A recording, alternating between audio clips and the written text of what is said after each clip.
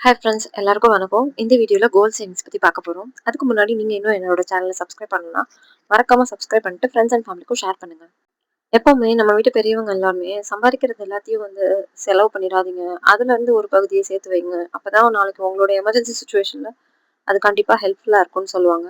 உதாரணத்துக்கு ஒருத்தர் ஒரு நாளைக்கு 100 ரூபாய் சம்பாதிக்கிறாருன்னா அந்த 100 ரூபாயை அன்னைக்கே செலவு பண்ணிடாம சம்பாரிச்ச 100 ரூபாயில இருந்து 10ஓ 20ஓ அவரால் எவ்வளோ முடியுதோ செலவு போக மிச்சம் இருக்கிறத சேர்த்து வச்சது போக சேவிங்ஸ்ன்னு எடுத்து வச்சது போக மிச்சம் இருக்கிறதுக்குள்ள செலவை நம்ம முடிக்கிறதுக்கு பார்க்கணும்.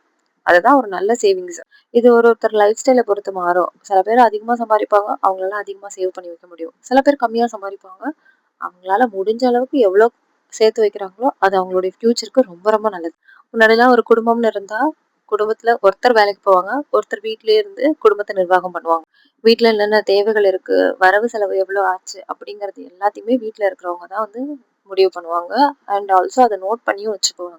இப்போ இருக்கிற காலகட்டத்துல ஹஸ்பண்ட் அண்ட் ஒய்ஃப் 2 பேரும் சேர்ந்து வேலைக்கு போனா மட்டும்தான் இப்போ இருக்கிற விலைவாசிக்கு அட்லீஸ்ட் ஓரளவுக்காவது ஒரு நார்மல் மிடில் கிளாஸ் லைஃப் வாழ முடியும்.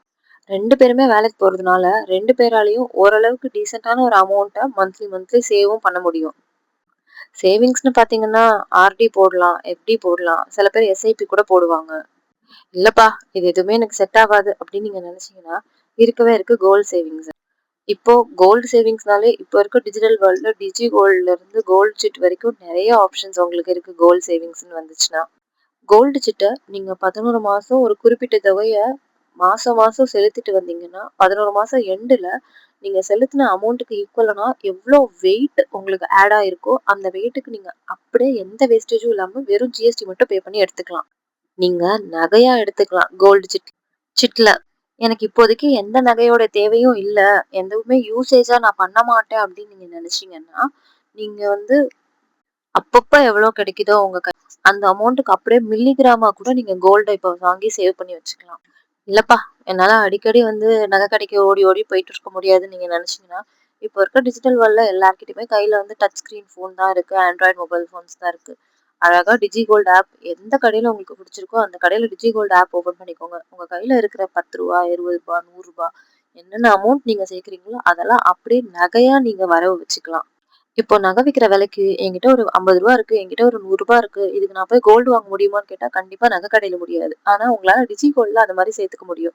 கொஞ்சம் கொஞ்சமா நீங்க சேர்த்துட்டே வந்தீங்கன்னா ஒரு 0.5 மில்லிகிராமோ இல்ல 1 கிராமோ உங்களுக்கு ஆட் ஆன் ஆயிட்டு வந்ததுக்கு அப்புறமா நீங்க எந்த கடையோட டிஜி கோல்டு ஆப்ல ஜாயின் பண்ணீங்களோ அந்த கடையில கொடுத்து நீங்க அப்படியே அதை கோல்டா கன்வெர்ட் பண்ணிக்கலாம்.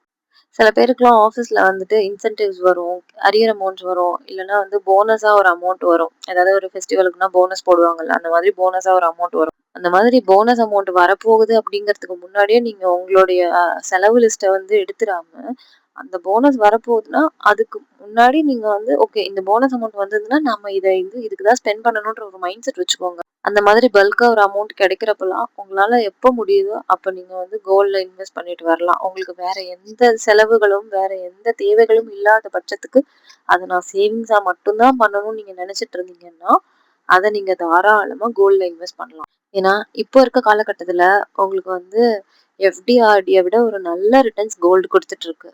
நான் ஏன் கோல்டு சேவிங்ஸ்க்கு இவ்வளோ இம்பார்ட்டன்ட் கொடுத்து பேசுறேன் அப்படின்னா நாளைக்கு உங்களுக்கு எந்த விதமான ஃபினான்ஷியல் எமர்ஜென்சி வந்தாலும் இல்லை மெடிக்கல் எமர்ஜென்சி எதுவா இருந்தாலும் நீங்க யார்கிட்டயும் கடன்னு போய் நிற்க வேண்டாம். உங்க கையில கோல்டு இருந்ததுன்னா அதை நீங்க அழகா பக்கத்துல இருக்க பேங்க்ல சென்ட்ரலைஸ்டு பேங்க்ல போனீங்கன்னா உங்களுக்கு வட்டி கம்மியா இருக்கும். அழகா பேங்க்ல போய் பிளட்ஜ் பண்ணி அடகு வச்சுட்டு அதுக்கு உங்களுக்கு எவ்வளோ பண தேவை இருக்கோ அதுக்கு தகுந்த மாதிரி நீங்க அதை அடகு வச்சு அதுக்கேற்ற வட்டி எவ்வளோ பீரியட் 6 மந்த்ஸா 1 இயரான்னு பார்த்து நீங்க அழகா வச்சுக்கலாம். என்னைக்குமே கோல்ட்ல இன்வெஸ்ட் பண்றது வேஸ்டா ஆயிடாது. ஆல்சோ அது ஏதாவது ஒரு சுச்சுவேஷன்ல நமக்கு கண்டிப்பா ஹெல்ப் பண்ணும். இந்த மாதிரி கோல்டு ரிலேட்டட் வீடியோஸ் தான் நான் இந்த சேனல்ல மோஸ்ட்லி அப்லோட் பண்ணிட்டு வரேன். டெய்லி டெய்லி கோல்டு ரேட் எவ்வளோ இருக்கு, மார்க்கெட்டோடைய நிலவரம் என்னங்கிறதையும் நான் மறக்காம அப்டேட் பண்ணிட்டு வரேன். எல்லாமே உங்களுக்கு கண்டிப்பா யூஸ்ஃபுல்லா இருக்கும். வீடியோ பிடிச்சிருந்தா லைக் பண்ணுங்க, கமெண்ட் பண்ணுங்க, ஃப்ரெண்ட்ஸ் அண்ட் ஃபேமிலிக்கும் ஷேர் பண்ணிட்டு மறக்காம தங்க பொண்ணு சேனலை சப்ஸ்கிரைப் பண்ணிக்கோங்க, பெல் ஐக்கானையும் கிளிக் பண்ணிக்கோங்க. உங்க எல்லாரையும் நெக்ஸ்ட் வீடியோல பார்க்குறேன். பாய்.